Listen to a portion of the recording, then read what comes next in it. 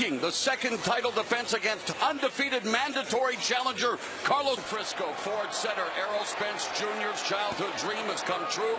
He is defending his claim to the 147-pound crown and is expected to take care of business here tonight against a man who, according to the odds makers and anyone you ask, is grossly overmatched. But there's a reason we fight, right, Al Burstein? Well, he's a mandatory challenger. The IBEF got him to number 3, though some wonder because he hasn't fought a top 20 fighter. But this is his opportunity to make something happen. Early in the fight, he said he wants to try to control the distance with Errol Spence. We'll see if he can do that. Errol trying to creep up on him, but Ocampo reactive so far. I mean, he hasn't landed anything, but at least he's live in there. He's reacting to things Spence is attempting to do. Ocampo leads with the right hand. He's in the black with white, red, and green of the Mexican flag. Errol Spence Jr., well, if you know, you know. He's wearing his beloved Dallas Cowboys colors, and the Dallas Cowboys have firmly embraced Errol Spence Jr. Again, he grew up wanting to play for America's team, was a great football player in high school, but he switched over to the sweet science and was a member of the 2012 U.S. Olympic boxing team. In Ocampo, though, not being swallowed up by the magnitude of the moment, taking the fight to Spence. Landing some very good body punches. And Spence lands some good ones of his own. Spence himself, a great body puncher, has had 8 knockdowns with body punches in his career. Spence has 7 first-round knockouts, but Ocampo sweeping left hook upstairs. He's a right hand, and again, maybe, you know, the fact he's so young, just 22 years of age, started his career very young, has never been knocked down, but again, Ocampo has never faced anyone in the same environment as a guy like Errol Spence Jr. I don't know how long his fight's going to go, but here in round 1, Campos is comporting himself well and is firing back when Spence throws punches at him. Yeah, and you know that's what it is, being 22 years old and undefeated. You know no negativity, as I said earlier, and you know, you have that self-belief, even if it's bliss. You don't know what you don't know. Ocampo started at 16. Errol Spence Jr. beats the jab. I like his attitude. You know, whatever winds up here, I like the attitude he came out with. Less than 30 seconds left in the first frame. Spence beginning to put the leather on Ocampo, but then was stopped momentarily by a shot from Ocampo, and Spence holding on to the, neutralizing the left arm out of the vision of referee Lawrence Cole, and going downstairs with a right hand.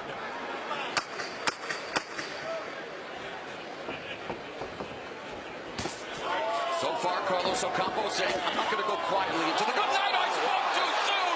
Gets dropped with 1 second left in the opening round. Spoke too soon, Mom. 5, 6, 7, 8, 9, 10. And man down. Round 1. Errol Spence Jr. doing what he was expected to do, and sending this partisan crowd into an eruption of cheers, making short work of Carlos Okampo. Here I am wanting to give him the benefit of the doubt, Al. Couldn't survive that final second. The body work we talked about was what got him. I mentioned 8 knockdowns before. This is number 9, and this man stayed down. A lot of love here in Dallas for Errol Spence. Remember, Errol Spence has talked about wanting to face undefeated champion Keith Thurman.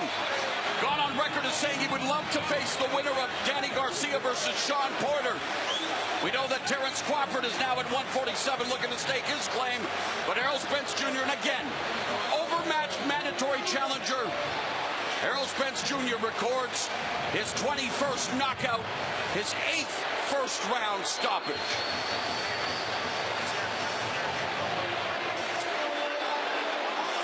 13 of the 16 power connects in the first round went to the body by Errol Spence. That was our last body shot that did in Campos. Spence bodied Ocampo to successfully defend his 147-pound title for the second time, and hopefully this sets up some big fights at welterweight. We'll go back and take a look from several angles at the work to the body that would end this fight. Spence had landed a lot of body punches, and only a second left in this round. Oh, and right underneath. The first left really hurt him, and then the second one sent him down. Shot right underneath the right arm. As Ocampo was trying to come up with his own uppercut, when we get another look at it, you'll see it. That first left lands right as Ocampo's throwing. And when you're throwing, you're exhaling. So that body shot that hits you as you're exhaling has that double effect. And that would be the end of this fight. And here again, oh, that was a low blow. Wow. That one went low. Oh, that one's not the one. But that's not the one that put him out. Right there, right there.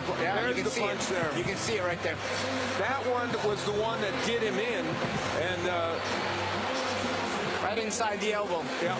So Ocampo was not protecting his own rib cage because he was trying to come with his own shot with the right arm. And Spence punched inside him. And yet a third look to take a look, and this will be even the best angle to see just where that punch landed. Spence pushing him off and ripping downstairs. That was a superb body shot. Yep. And as I said, 8 times prior to this, fighters have gone down from body shots, and this was the 9th, and this man stayed down. Yep. Punch right inside that right arm.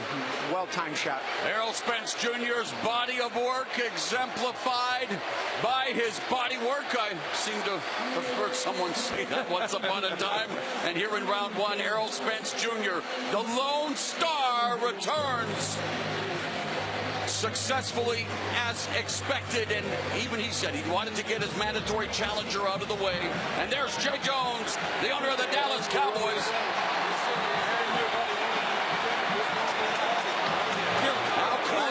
Spence Jr. to have the support of the owner of his favorite team.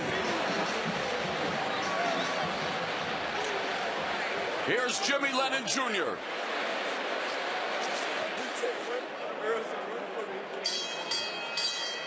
Ladies and gentlemen, at the 3-minute mark of round number 1, a referee in charge, Lawrence Cole, reaches the count of 10. He is the winner by way of knockout, boxing's pride of Dallas, and still the undefeated IBF welterweight champion of the world, Errol Spence Jr.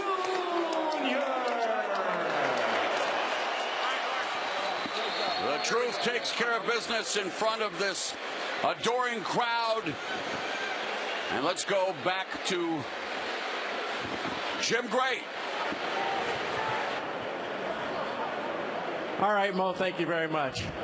Errol, congratulations. That was quite a performance. How do you assess such a quick stoppage? I was a little disappointed. I wanted to give the crowd their money's worth, and I wanted him to, to sustain a little bit, take a little bit more punishment. But, the body shot landed right on point, and they dropped him. The first one came in a bit low. Did you detect from that he was a little bit weak and you knew you could follow up? Well, he didn't react. He reacted kind of weirdly when I hit him with a body shot.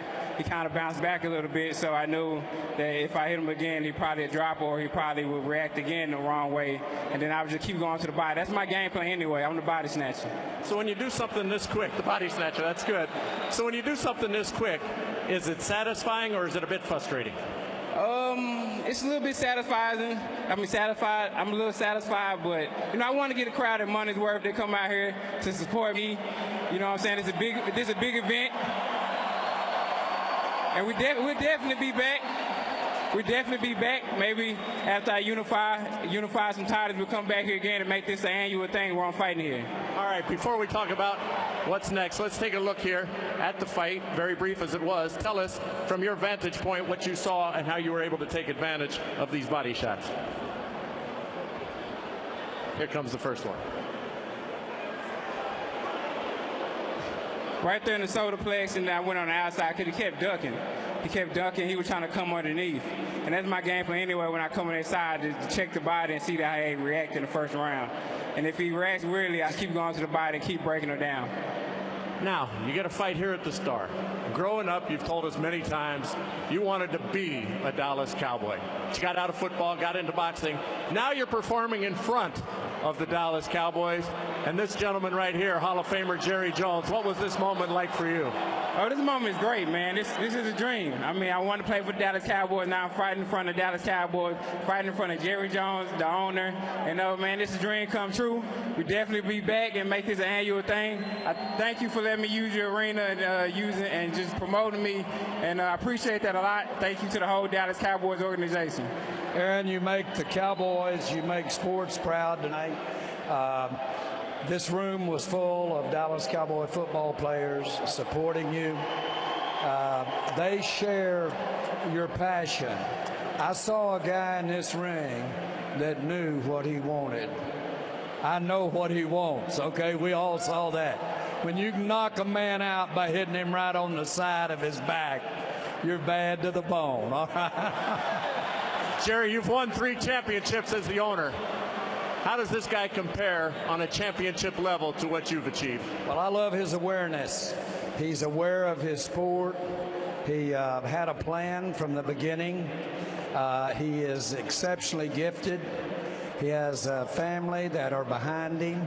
And the Cowboys, our family, just want to be behind him as well. You're going to have him back. We're going to fight here again, maybe in a big stadium? He is a champion. He can fight again tonight if somebody wants to step up here. I guess that means yes. So let's ask you. We got Garcia and Porter going to fight, and we also have Keith Thurman, who is out right now, but he's going to be coming back. What would you like to do next? And also Bud Crawford would like to get into this conversation as well. What would you like to do? First, I'd like to congratulate you for getting into the Hall of Fame. Thank you very much. Thank you. You'll have your day. Thank you very much. Hopefully I will. You put in a lot of time. But 41 years. You don't have to fight that long. I think you're well on your way. But I want to fight the best. Danny Garcia and Sean Porter fighting each other. I definitely want to make that a unified fight, and we fight each other. We both got the same management. We both fight on Showtime. Why not? Why not make it happen? This year? I think they fight in September, so it's probably not going to happen this year. But next year, I definitely want that fight, whenever it's available. Errol, it's great to be here in your hometown. Terrific performance. Thank you. And I'd like to thank everybody for coming out and supporting me. I really appreciate that. I love y'all, and I'll definitely be back.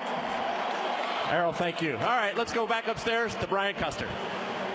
All right, Jim Gray, thank you very much.